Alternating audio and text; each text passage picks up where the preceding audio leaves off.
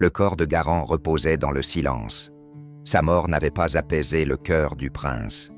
La vengeance, il le comprenait enfin, n'effaçait ni la douleur ni le vide. Cette nuit-là, dans une clairière loin des regards, il s'était assis près du feu, l'âme lourde. Nymeria lui avait tendu un morceau de pain, un geste simple, un rituel fragile pour le garder ancré.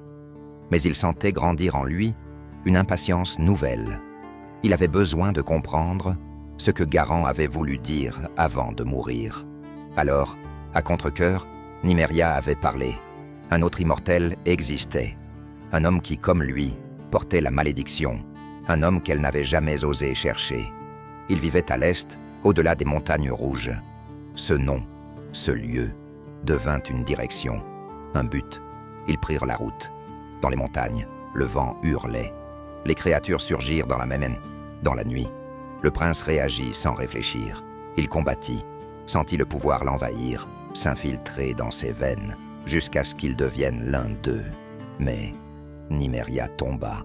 Son sang rougissait la neige, et dans ses yeux, il vit cette peur, pas pour elle-même, mais pour lui, pour ce qu'il deviendrait s'il cédait totalement à la magie.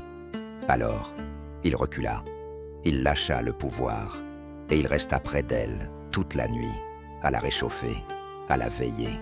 Quand l'aube arriva, elle sourit, faiblement, et d'un geste tremblant, elle passa la main dans ses cheveux. Un geste de mère, un rappel qu'il était encore humain.